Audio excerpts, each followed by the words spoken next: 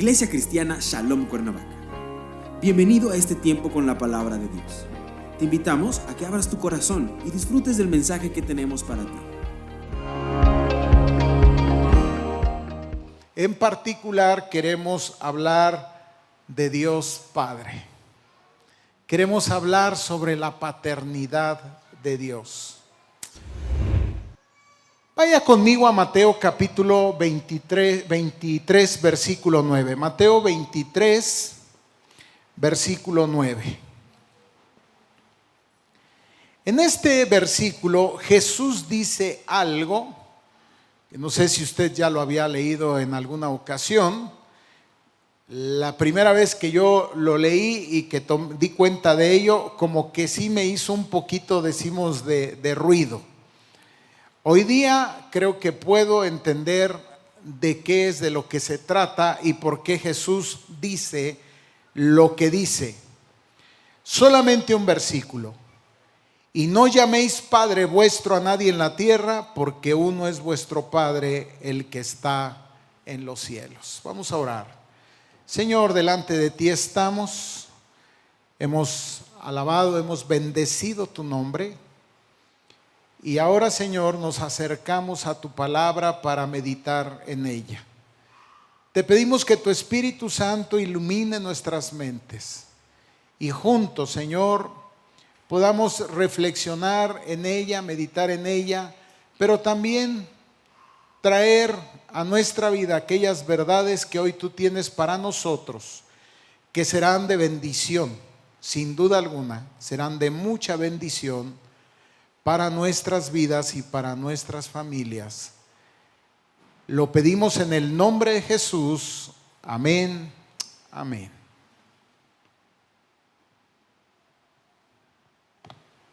Bueno, decirles algo.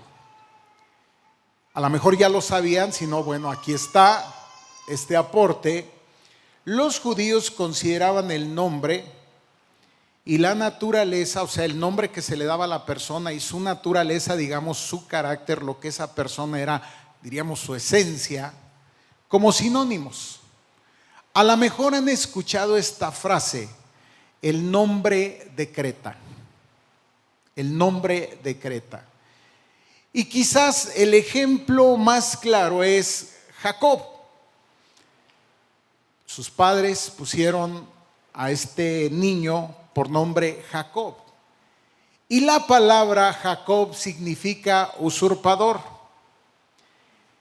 Entonces, tan creían esto, tan estaban determinados en este caso por lo que el nombre decretaba, que al poco tiempo nosotros vemos a Jacob justamente dando cuenta de ello. Es decir, usurpando el lugar de su hermano primogénito, Esaú, y robando o quitándole la primogenitura. Entonces, para los judíos, hablar de la persona y hablar del nombre era lo mismo.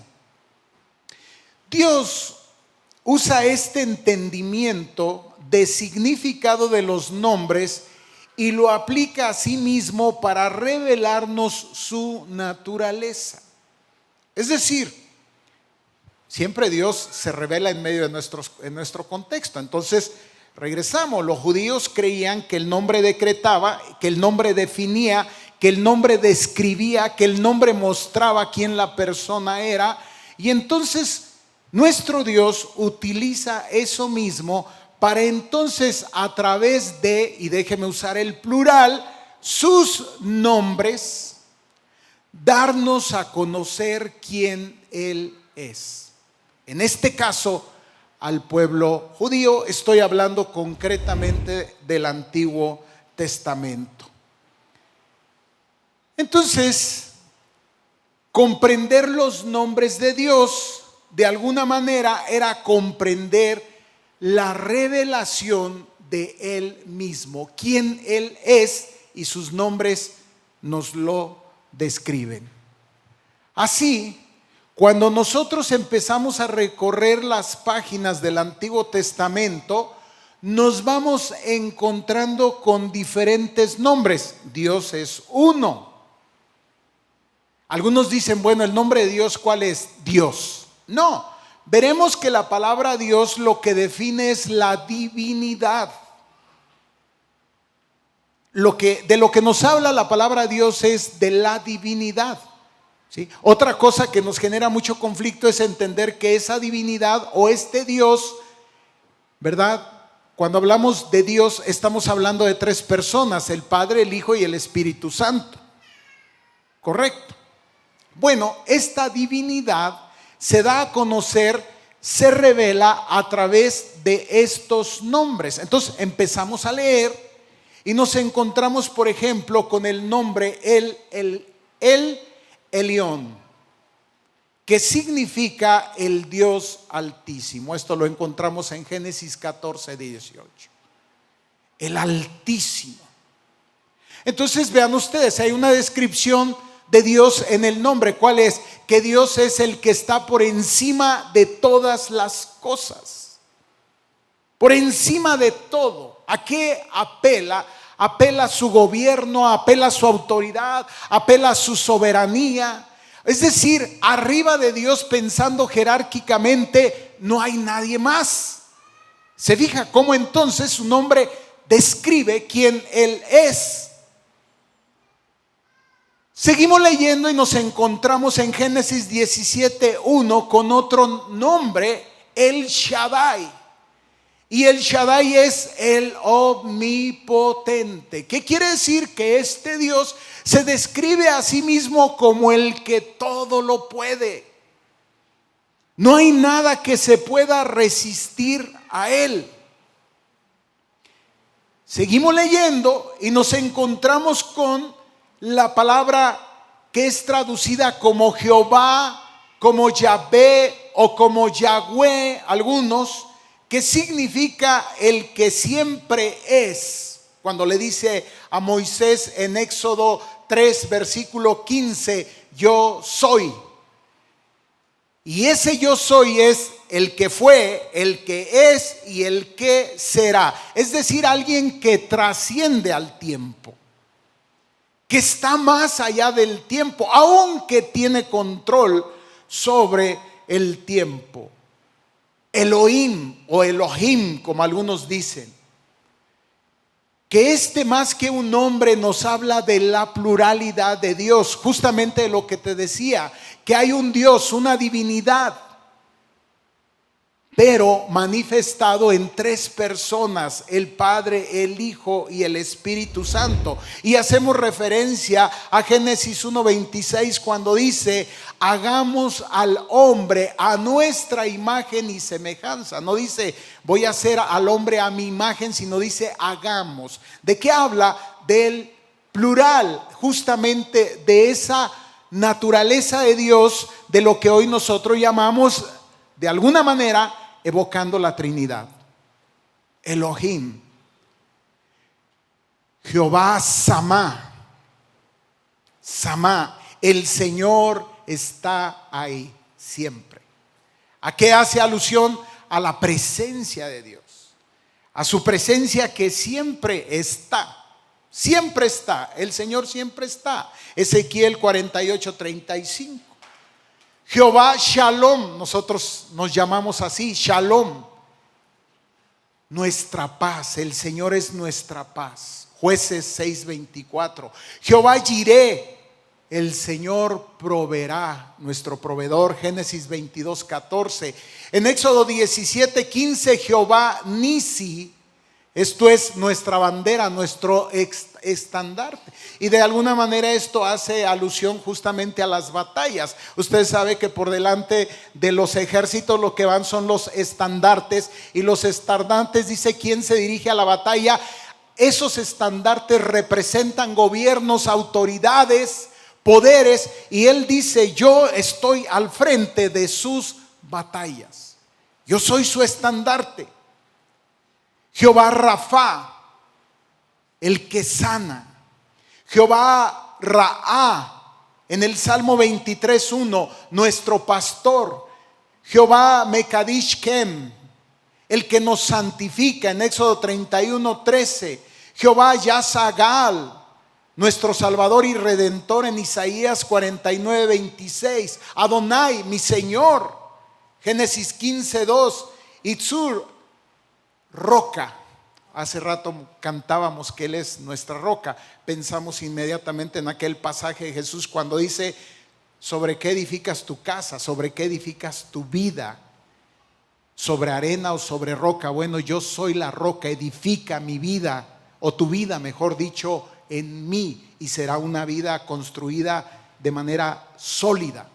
Permanecerá aun cuando vengan las tormentas. Qué interesante.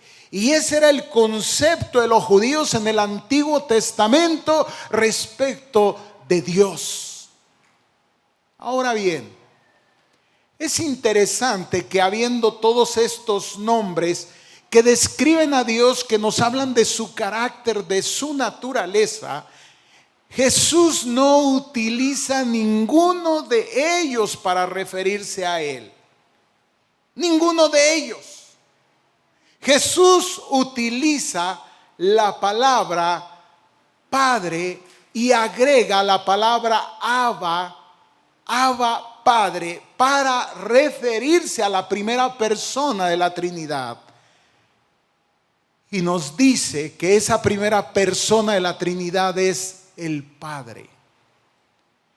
Esta palabra Abba está más de 100 veces en el Nuevo Testamento. ¿Qué representa? ¿Qué significa la palabra Abba? Decirles que era una palabra familiar que los niños judíos empleaban para dirigirse a sus padres.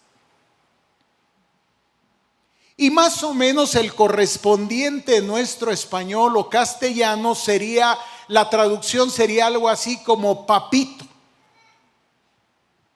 ¿Qué quiere decir? Que Jesús en su relación con Dios se refería a Él como un niño se refiere a su padre. Es decir, está implícita dos cosas: familiaridad y confianza. Familiaridad y confianza.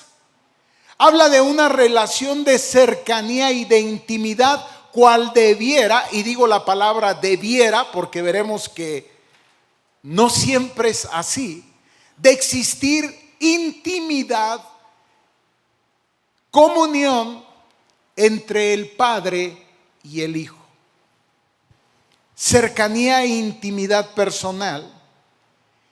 Y esta es la palabra con la cual Jesús enseñó a orar a sus discípulos.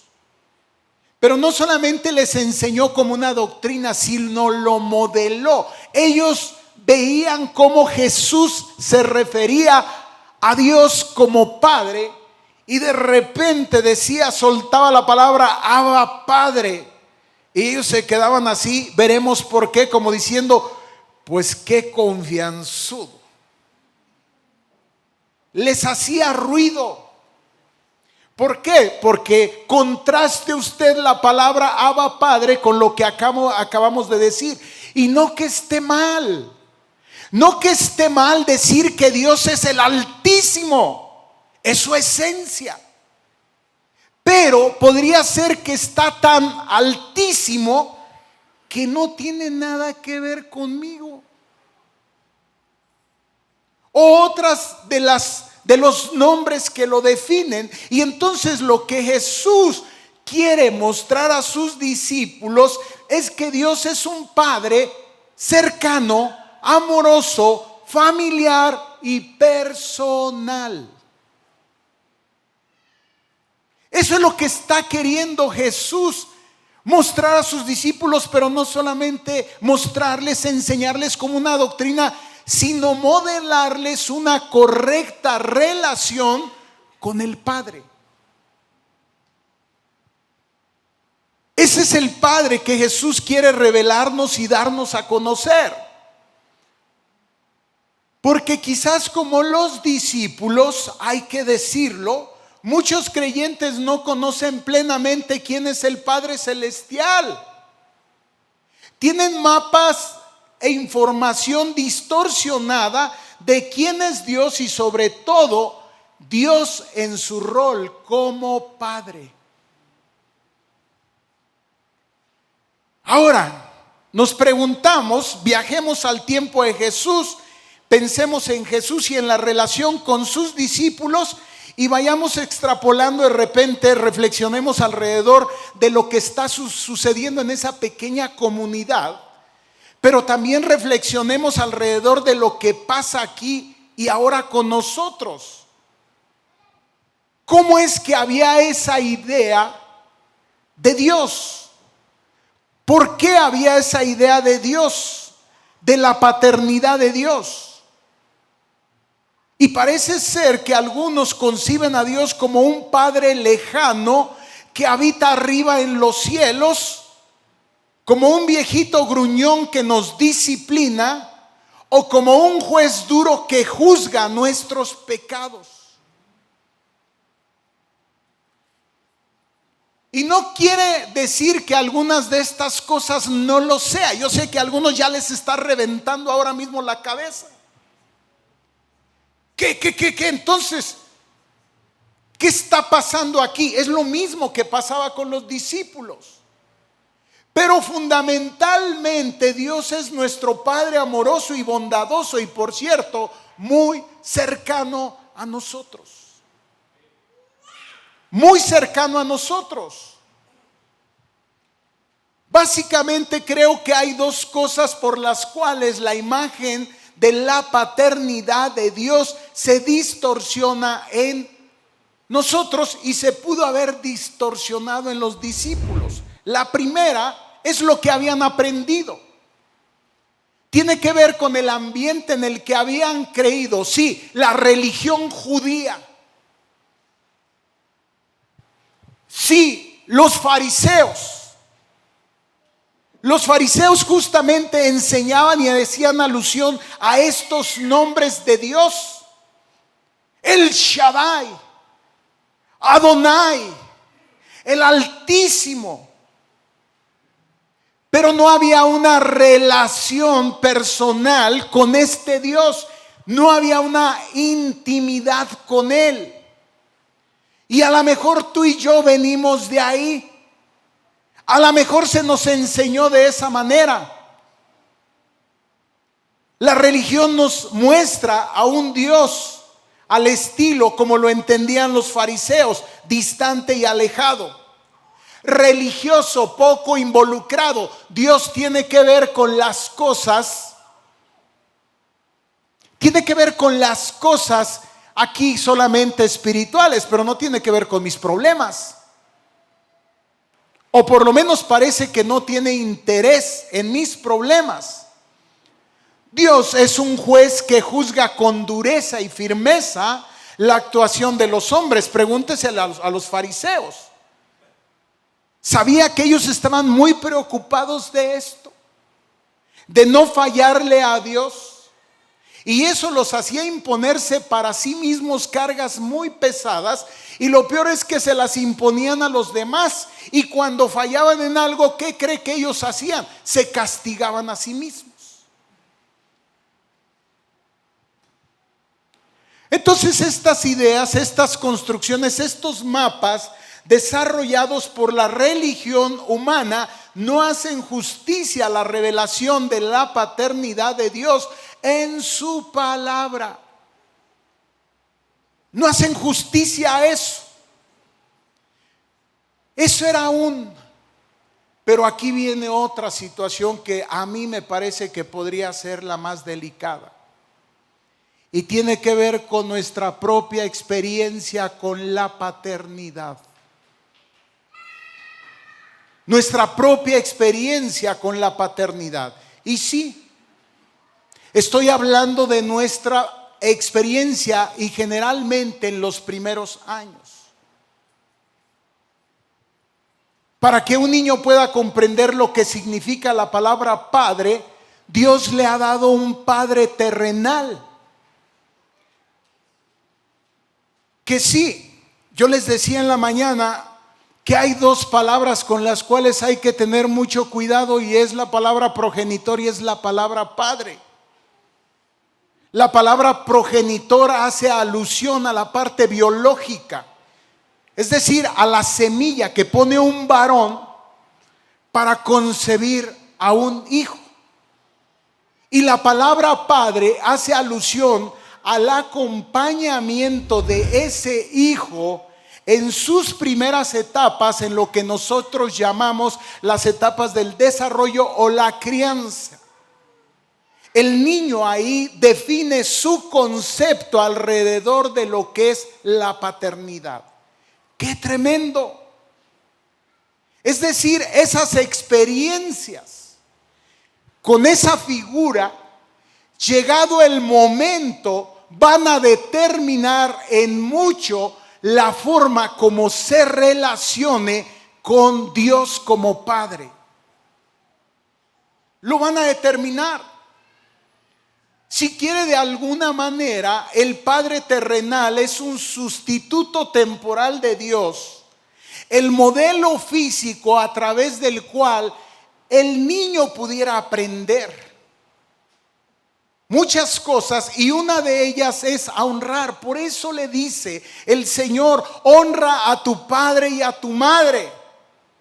Porque si este modelo es correcto, llegado el momento en el cual esto ha terminado, no voy a tener ningún problema para vincularme al Padre Celestial y para honrarlo a Él.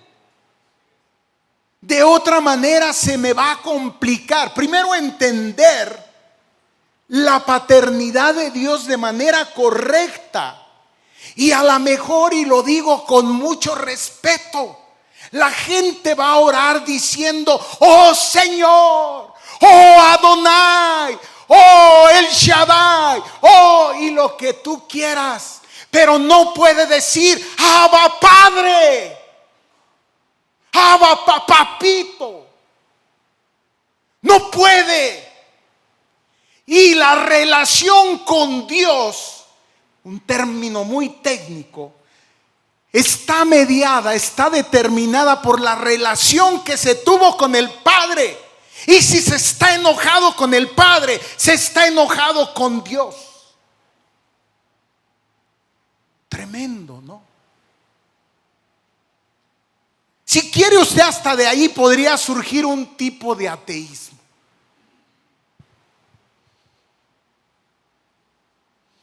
Como el Padre no estuvo, llegado el momento, el Hijo se dice para sí mismo: ¿sabes qué? Pues no te necesito.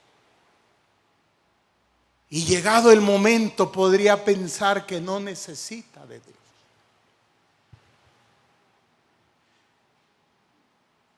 Si nuestros padres hubieran sido perfectos, si nosotros lo fuéramos, yo ahora soy padre, seríamos un fiel reflejo de nuestro Padre Celestial. ¿Estás de acuerdo?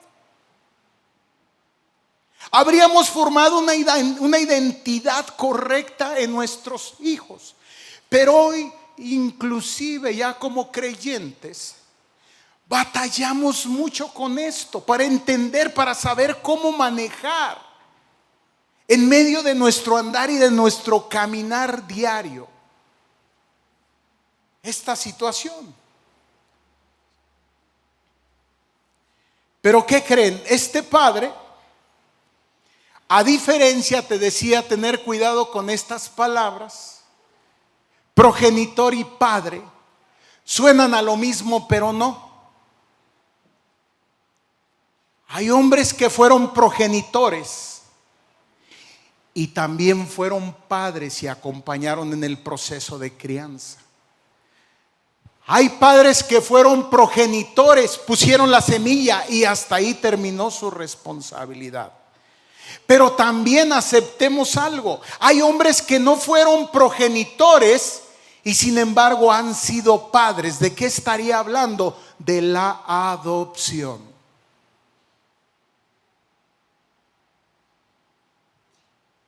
Sin haber puesto la semilla.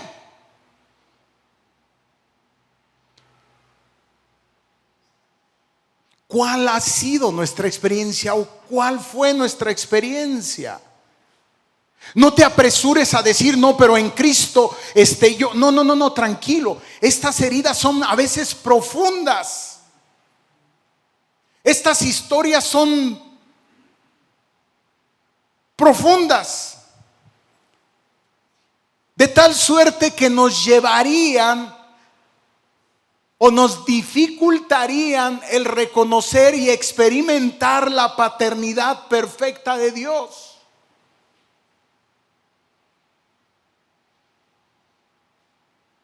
¿No? Algunas experiencias desagradables, padres, madres que quisieron abortar a los hijos. Padres, no vamos a hablar de madres, ya fue el 10 de mayo, estamos hablando de la paternidad, que abandonaron o expresaron rechazo sobre los hijos, más aún que experimentaron la violencia y la agresión, o si quieren, vámonos más lejos, que fueron abusados por estos padres. Y podríamos pensar en el abuso sexual, que sí ha ocurrido, pero ¿qué del abuso físico? ¿Qué del abuso emocional? ¿Qué del abuso verbal? Hermanos, en nuestro andar con Cristo vamos a batallar ahí si no permitimos que Él sane su paternidad en nosotros a través de una experiencia cada vez más profunda, a través de una vida de comunión e intimidad, a través de la palabra y por supuesto la obra del Espíritu Santo. Porque no hay otra manera. ¿Cuántos pudimos haber pasado por ahí? No lo sé. Tengo mucho respeto por eso. Pero esto explicaría en mucho o la rebeldía abierta que tenemos en contra de nuestro Padre Dios, o la manera, déjame usar esta palabra, no tengo otra, disfuncional en cómo nos relacionamos con Dios. Te sorprendería cómo la relación no buena la llevamos a nuestra relación con Dios. Creemos que podemos tratar, hablar. Desde ahí manejamos nuestra relación con Él. Y nos estamos perdiendo de una gran bendición. Y es lo que Jesús quería que sus discípulos entendieran.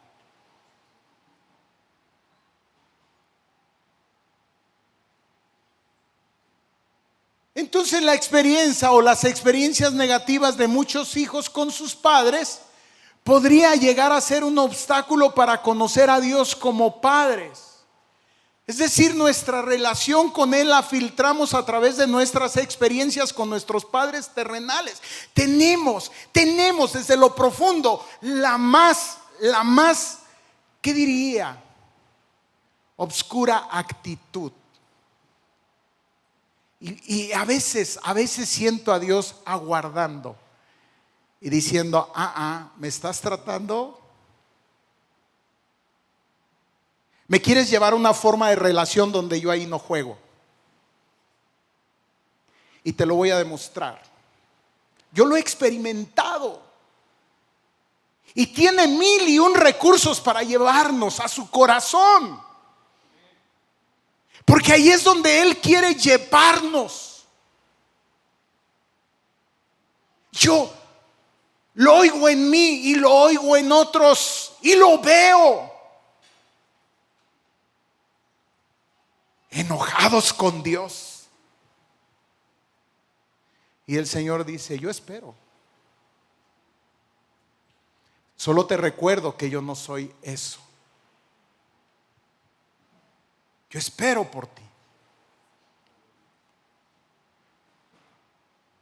Muchas de nuestra relación con Dios podría estar filtrada desde aquí, desde las experiencias con nuestros padres terrenales. Y sí, por supuesto, ya para algunos va siendo un llamado. Al final terminaré diciéndoles que es imposible modelar la paternidad correcta sin la ayuda de Dios. Es imposible. Humanamente la tarea está tremenda. No tremenda, es imposible. Necesitamos a Dios. Papás, yo lo necesito, tú lo necesitas. Y más si estás en la etapa de crianza.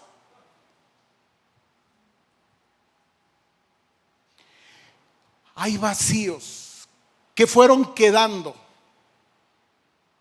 Hay carencias, todos las tenemos. Y hay en algunas historias muy difíciles, hubo agresiones, hubo violencia, ya lo platicamos, pero sigue habiendo esa necesidad porque Dios la puso en nosotros de tener una relación con Dios como Padre. En el fondo hay una necesidad, hay un anhelo. Todos quisiéramos y veremos por qué. El salmista diría, Salmo 27:10, aunque mi padre y mi madre me dejaran, con todo Jehová me recogerá. Y hoy estamos aquí por eso y para eso. Dios es nuestro Padre perfecto. Y sé que estás listo para soltar una serie de cosas. Y si lo fuera, y cuando te das cuenta no le estás reclamando a Dios, sino estás haciendo referencia a tus propias experiencias. Y crees que como alguien te abandonó en el camino, tu Dios te abandonará también. No es cierto. Qué tremendo. No, Él es el Padre perfecto. Él es el Padre perfecto. No lo puedo explicar, no lo puedo entender. Lo voy creyendo, lo voy recibiendo, lo voy viviendo y veo cómo las cosas van cambiando por sí solas. El Padre perfecto, el que aconseja y que su consejo es siempre bueno. ¿Cuántas veces pudiste haberte acercado a tu Padre y lo que recibiste? No lo sé, ahí lo dejo. Salmo 73:24, su consejo es perfecto. Salmo 91, protege. El que habita las alas del abrigo morará bajo la sombra del Omnipotente. ¿Cuántos de nosotros nos sentimos descuidados, desatendidos, abandonados? El Señor ha estado ahí y ya lo dijimos. Está. Él es el que está. Nos da descanso. ¿Cuántas veces pudimos habernos sentido y si tan solo agotados, agobiados, y si tan solo pudiéramos llegar a un lugar y apoyarnos? Y ese apoyo, ¿quién mejor sino el Padre? Pero en lugar de apoyarnos para encontrar descanso, algunos hijos que en lugar de ser apoyados hoy son apoyadores, en lugar de ser cargados hoy cargan a sus propios padres. ¿Cómo es que alguien se puede hacer cargo de mí si yo como la sé es que yo me hago cargo del Padre? ¿Cómo? ¿Cómo es que en lugar de venir y apoyarse en el Padre se apoyan en la botella?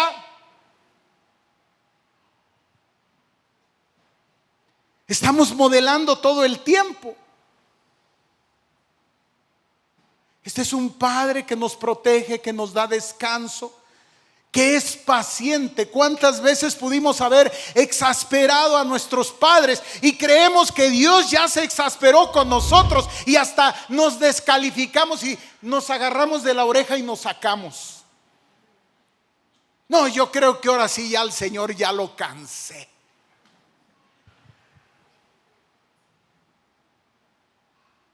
Un Padre que nos ama, un Padre que también nos labra, nos poda, dice Juan 15. se compromete con nosotros, moldea nuestra vida, todo el tiempo está trabajando ahí, aunque no lo veas. Ahora mismo el Señor está trabajando tanto en mí como en ti. Si yo te dijera lo que yo tengo y lo que tú traes, no sé si me cambiaría lo que yo traigo por lo que tú traes. A lo mejor cuando sepas lo que yo traigo diría, no, mejor me quedo con lo que yo tengo. Dios sabe. Te dije que se relaciona de una manera personal y particular con cada uno de nosotros. Para Él reconoce que somos distintos. Respeta nuestra individualidad y nos da un trato VIP preferencial. Es compasivo. Nos consuela. ¿Cuántas veces hemos buscado esto? 2 Corintios capítulo 1, versos 3 y 4. Y podría seguir. Sí, también nos disciplina y nos corrige. También, porque tiene un compromiso con nosotros. Por supuesto. Pero no nos disciplina y corrige y nada más, como algunos de nosotros pudimos haber recibido disciplina y corrige. Ven acá porque te voy a disciplinar y a corregir. ¿Y en qué momento te comunicas? ¿Y en qué momento consuelas? ¿Y en qué momento abrazas? ¿Y en qué momento?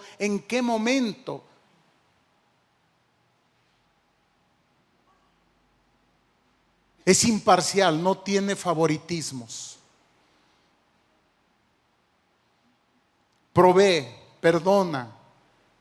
Y podría seguir y seguir. Ese es nuestro Padre. Ese es el Padre que Jesús quería que los discípulos conocieran. Ese es el Padre y el corazón del Padre, que cuando como el Hijo pródigo nos alejamos, que con todo respeto lo hacemos de manera constante. No es una vez esa experiencia que se repite y se repite. Pero también cuando vamos conociendo el corazón del Padre, vamos entendiendo que hay un lugar seguro a donde podemos correr. ¿A dónde podemos correr? Y espero que cada vez nos tardemos menos.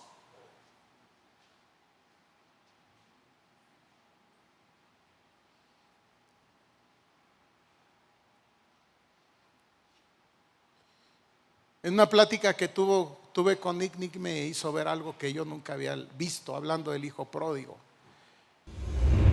Fue tremendo, una revelación que Dios le dio a él.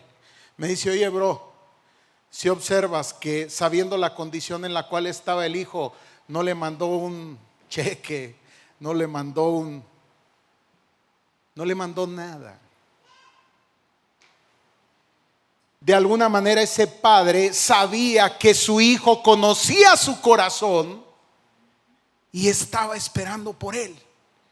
Por eso salía y decía, sé que va a volver. Él conoce mi corazón. La importancia de conocer el corazón del Padre.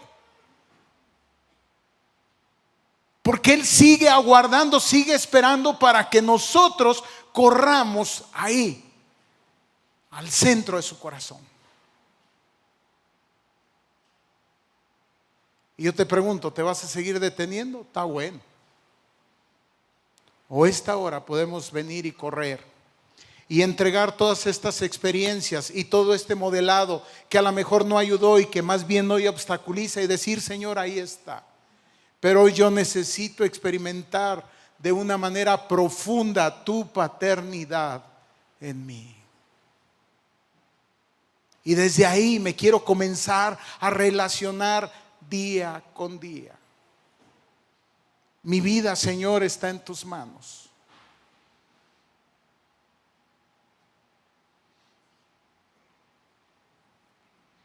Ahora puedo entender.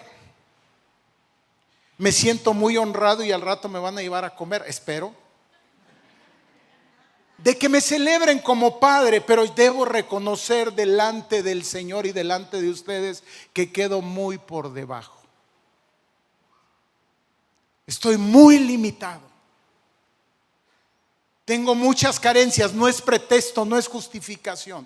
Necesito seguir experimentando el modelado de Dios en mi vida, su paternidad, y quizás entonces ese modelo correcto yo pudiera poco a poco modelarlo en la vida de mis hijos.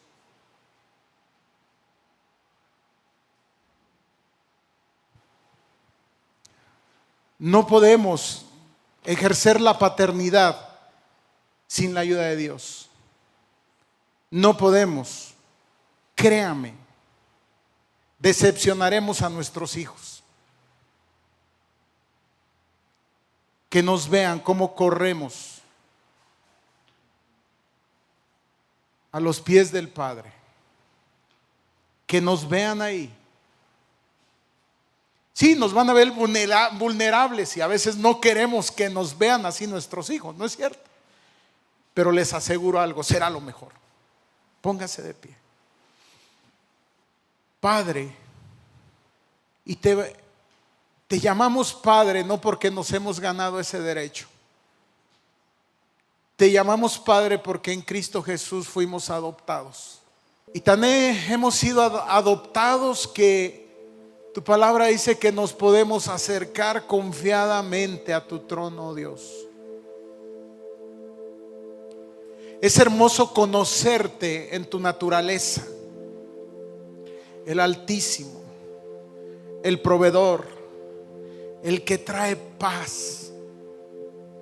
Y es bueno saber, Señor, que tú eres todo eso y más.